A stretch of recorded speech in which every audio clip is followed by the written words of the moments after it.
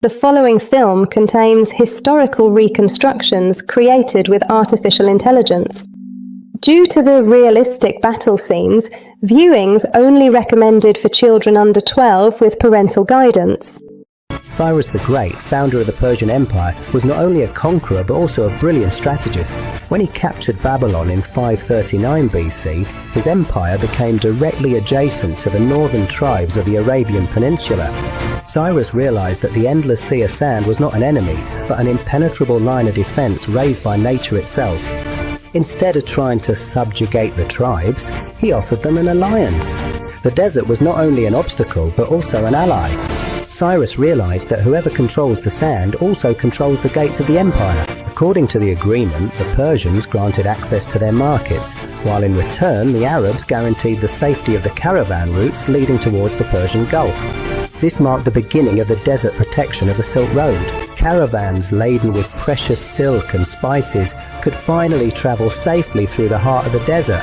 The Arab warriors were not just escorts, but also knew the land intimately. They made sure that raiders kept well away from the valuable cargoes. The merchants could finally rest peacefully at the oases, knowing that the North Arabian tribes watched over their every step. Cyrus's son Cambyses further deepened this alliance. During the Egyptian campaign of 525 BC, the Persian army had to cross the waterless Sinai Desert. The king realized that without the Arab camel caravans and the vast supplies of water they transported, his army would have died of thirst before even reaching the Nile.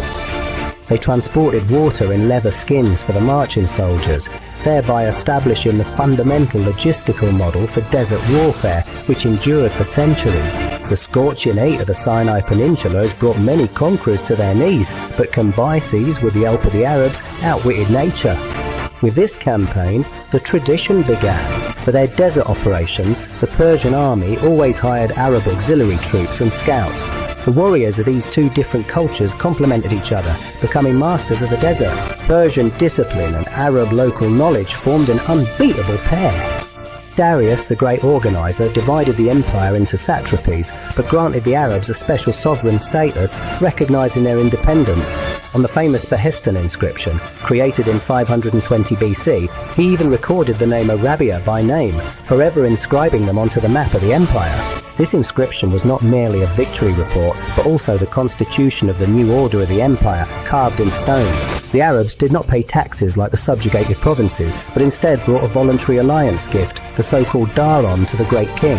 Every year they delivered exactly 1,000 talents, that is 30 tons, of extremely valuable frankincense, in exchange for free and duty-free access to the Persian markets. Frankincense was not merely a luxury item, but an essential element of religious ceremonies, which connected the earth with the heavens. Xerxes had already mobilized the full military potential of the empire for his famous campaign in Greece. The Arab tribes remained loyal allies here as well. According to Herodotus, a large contingent of Arabs fighting on camelback accompanied the army. Their long robes and reflex bows made for a striking sight in the Greek landscape. While Phoenician galleys lined up at sea, on the shore the Arab camel units awaited the order to disembark. Few people know, but in the Persian army that fought at Thermopylae and Salamis, significant Arab units also fought for the glory of the empire.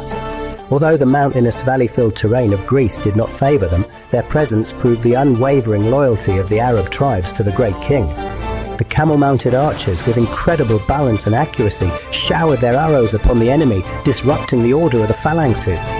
Because of their speed and agility, they were feared opponents who struck at the most unexpected moments, then vanished into the dust of the battlefield. This mobile style of warfare was unfamiliar to the Greek hoplites, where the enemy was swifter than even the fleetest horse. This alliance, which lasted for 80 years, was not merely a matter of military interest, but a strategic partnership based on the mutual respect of two great peoples.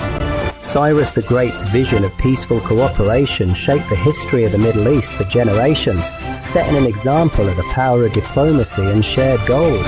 On the surface, peace was established, but the desert wrote its own laws.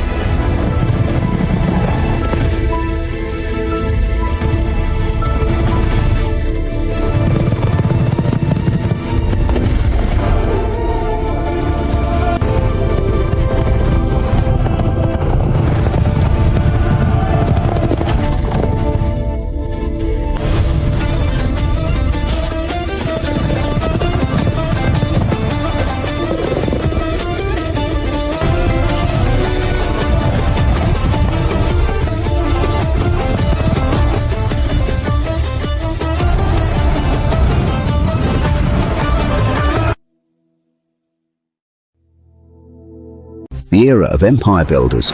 Cyrus the Great is the founder. 2. As a member of the Achaemenid dynasty, Cyrus united the Persian tribes. As a brilliant military leader and diplomat, he founded the largest empire the world had seen up to that point. He rebelled against the Median overlords and laid the foundations. His policies were revolutionary. He did not destroy the conquered cities and respected the local religions. Because of this, he's honored as the first tolerant ruler. During his conquests, he captured the fabulously wealthy Lydian kingdom, the realm of Croesus in Asia Minor. Treasures and gold awaited the new ruler. The lights highlight the lavish, rich textures and the glory of conquest. Within the walls of Sardis, Persian power was finally consolidated. In 539 BC, Cyrus entered Babylon, the cultural center of the era, almost without a fight, as a peaceful liberator. People scattered flower petals at his fade. Between the mighty bastions, the warm sunlight filtered through, heralding the dawn of a new era. As a humanitarian decision, he put an end to the Babylonian captivity. He sent the Jewish people back home to Jerusalem so they could rebuild their temple. Carrying their sacred scrolls and treasures, they set off, while the majestic silhouette of Babylon faded into the mist as the sky glowed orange. Cyrus's son, Cambyses, followed in his father's footsteps. In 525 BC, he achieved a decisive victory over the pharaoh's armies at Pelusium. Egypt became a province, a satrapy of the Persian Empire. The borders of the empire now stretched as far as Africa, overthrowing the rule of the pharaohs. Glory was followed by catastrophe. A sudden, devastating sandstorm swallowed the 50,000-strong army without a trace in the Libyan desert. The Khamsin knew no mercy. Warriors, horses, and weapons sank forever among the all-concealing sand dunes. His reign ended in military failure. Darius I went down in history as the greatest administrative reformer. He divided the empire into 20 satrapies and introduced a unified currency. He built the infamous Royal Road between Susa and Sardis. Thanks to this, the Royal Postal Service could reach its destination within days across the vast empire. The conflict broke out in 499 BC, when the Greek cities revolted. Darius crushed them, but swore revenge against Athens. In 490 BC, the Greek hoplites attacked the Persians at Marathon at a run to avoid the deadly hail of arrows. Above our heads, the arrows shot by the Persian archers darkened the morning sky like a black cloud. The dynamic clash decided the fate of Greece. Miltiades' tactics proved successful. The reinforced Greek flanks encircled the Persians and pressed them back towards their ships on the shore. Blood and mud mixed together in the sand by the sea. Panic swept through the army as the Greeks pressed forward relentlessly towards victory. According to legend, Phidippides ran all the way to Athens in full armor. Exhausted, he collapsed before the citizens to announce the victory. "We have won," he whispered before falling dead. The setting sun bathed the temples in a red glow, serving as a memorial to the hero, Xerxes the Avenger. Fulfilling his father's last wish, he had a gigantic pontoon bridge built across the Dardanelles to cross into Europe by land. For years he gathered his army from every corner of the empire. A force of hundreds of thousands and a vast fleet set out. Dark clouds heralded war. 480 BC.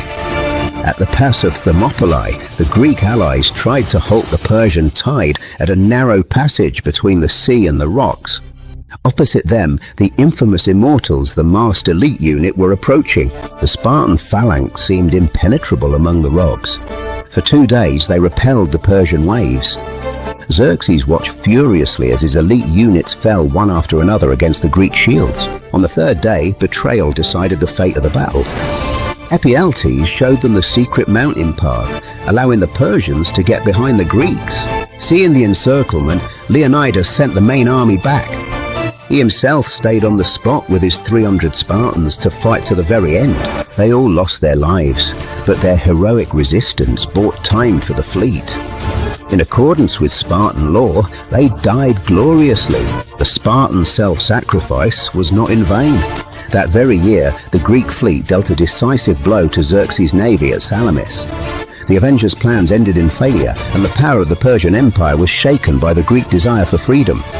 The era of empire builders came to an end, but their legacy, spanning millennia, tells the tale of history's greatest conquerors and rulers.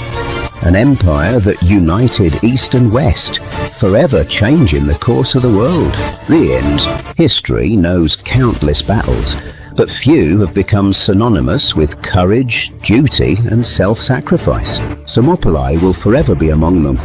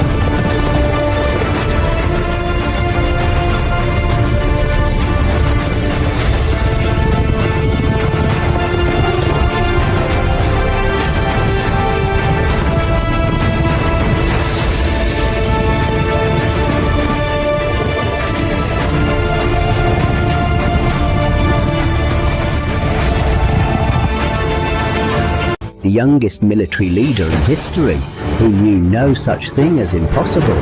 3. Alexander III, or Alexander the Great, ascended the throne of Macedonia at barely 20 years old and set himself the goal of bringing the world's greatest empire to its knees. His brilliant campaigns swept across the plains of Granicus, Issus and Gaugamela, crushing the might of the Persian Empire all the way to the banks of the Indus River. Alexander conquered not only with the sword, but also by uniting hearts and cultures. At the Susa weddings, he himself and his officers married daughters of Persian noble families. This monumental event symbolized his vision of a new multicultural world empire, where Greek and Eastern peoples would live together in blood ties and peace. Following his conquests, Alexander founded dozens of cities, but none shone more brightly than Alexandria in Egypt. The metropolis built on the Mediterranean coast became a melting pot of science, commerce and the arts. This city became the beating heart of the Hellenistic world, which for centuries served as a beacon guiding human civilization. In 323 BC, fate caught up with the victorious commander. Within the walls of Babylon, at barely 32 years old, Alexander the Great died unexpectedly. At the moment of his death, he did not name a successor, so his gigantic empire immediately fell prey to uncertainty and looming chaos. The ruler of the world was gone, leaving behind only a power vacuum. The sound of mourning was soon replaced by the clash of weapons. Alexander's generals, the Diadochi, clashed with each other in a bloody civil war that lasted for more than 40 years. Greek turned against Greek. War elephants thundered across the battlefields and the empire was torn to pieces, leaving behind three great Hellenistic successor states. On the throne of Egypt, the Ptolemaic dynasty ushered in a new golden age. During their reign, one of the seven wonders of the world, the Pharos of Alexandria, rose high into the sky. The enormous lighthouse not only helped sailors reach the harbour safely, but also symbolised the wealth, scientific superiority and cultural brilliance of the Ptolemaic state. The empire's vastest Asian territories were acquired by Seleucus Nicator. The former general founded the Seleucid dynasty, which stretched from Mesopotamia all the way to India. His vast empire formed a bridge between East and West. With its military might and territorial expanse, it rose to become the most influential state of the era. The world's most important trade routes converged in the hands of the Seleucids. It was through them that silk and spices from the distant East flowed into European markets. The wealth of the Silk Road brought immeasurable prosperity to the dynasty, while endless caravans transported fabulous treasures beneath Greek-style stone gates. Antioch, the cosmopolitan metropolis on the banks of the Orontes River, became the western capital of the empire.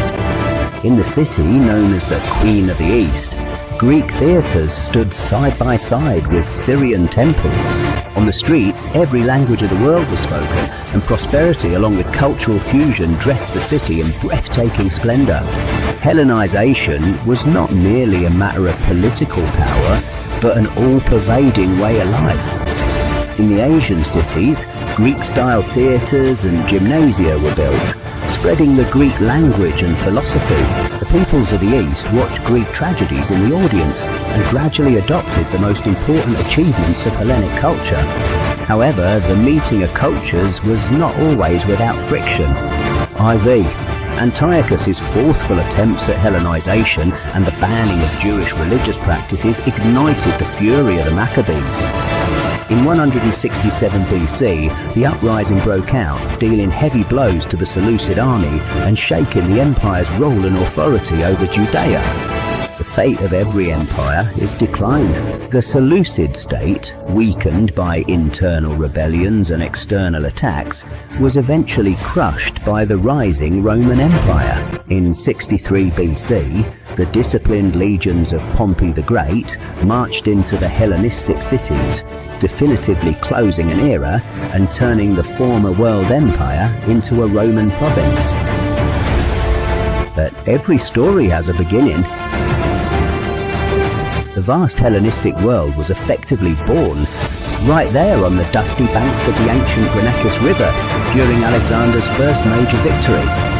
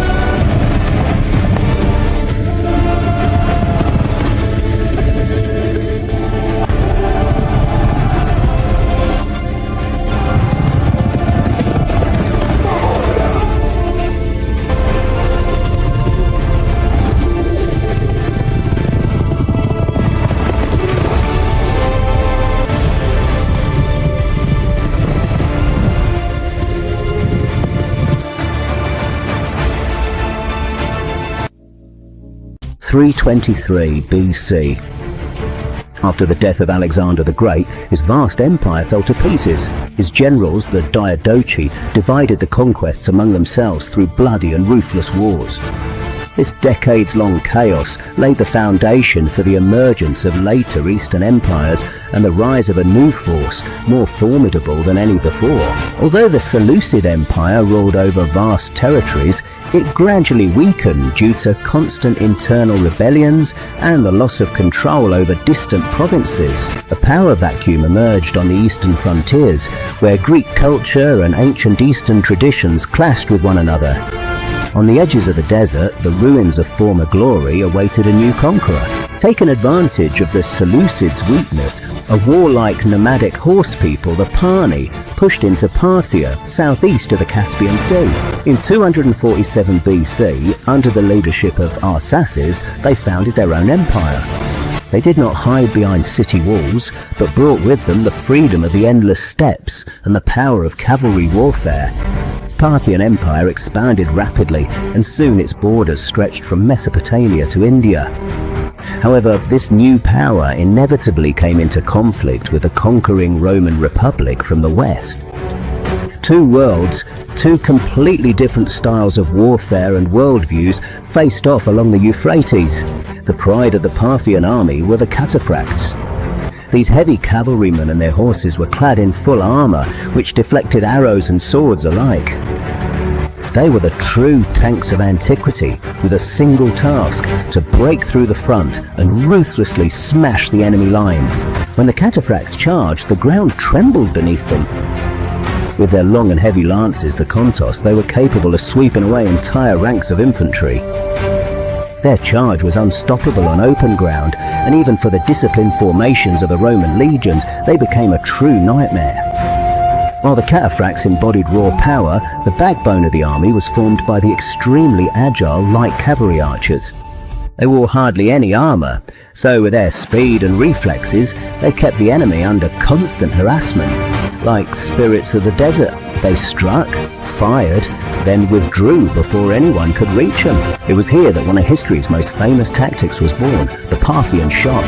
The horsemen would pretend to flee, making their pursuers believe they were running away, then turning around in the saddle at full gallop, they unleashed a deadly and accurate hail of arrows on the unsuspecting enemy. This deadly illusion claimed the lives of countless Roman soldiers. In 53 BC, on the battlefield of Carrhae, the fabulously wealthy Crassus marched against the Parthians with 40,000 legionaries. The Romans tried in vain to form the defensive tortoise formation, but the Parthians, supplied by camel-borne reinforcements, showered them with arrows for hours. The arrows pierced the shields, and the proud Roman war machine proved powerless. The battle ended in disaster. Crassus was lured into a trap and killed. According to legend, the Parthians poured molten gold down his throat, mocking his insatiable greed and lust for wealth. This was one of Rome's greatest military defeats, which shook the entire empire. The defeat of Carrhae was not only a military blow, but a moral one as well. Crassus's army was annihilated, and the Roman eagles fell into enemy hands. The mighty Roman general, who was an ally of Julius Caesar, met his end in the dust, reminding everyone that the sons of the steppes show no mercy to intruders. The loss of the legion's sacred military standards, the Aquili, was a national trauma for Rome. These eagles adorned the walls of Parthian temples for decades, proclaiming the victory of the Eastern Horsemen. It was only Emperor Augustus who later managed to recover them through diplomacy, thus bringing an end to a dark chapter. However, the Parthians were not just warriors. Their culture was a unique blend of Greek and ancient Persian elements. They called themselves Philhellens, friends of the Greeks. Their coins bore Greek inscriptions, and they enjoyed Greek theatre. In their courts, luxury and art also found a home, forming a bridge between East and West. However, as time went by, they increasingly returned to their traditional Persian roots. The religion of Zoroastrianism took on a central role, and temples of the sacred fires were lit in every corner of the empire. This ancient faith gave spiritual strength to the empire during its centuries-long struggles with Rome. In later centuries, Rome was able to strike back. During the campaigns of Trajan and Marcus Aurelius, the Parthian capital, Ctesiphon, also fell several times. Although Rome was never able to hold on to these territories permanently, the constant warfare exhausted the Parthian Empire both economically and militarily, paving the way for its downfall. In the end, internal strife and endless wars wore down 500 years of rule. In 224 AD, the empire collapsed, and the desert slowly reclaimed what was once its own. The once proud palaces and throne rooms were swallowed by the sands, leaving behind only legends of the horsemen who once halted Rome.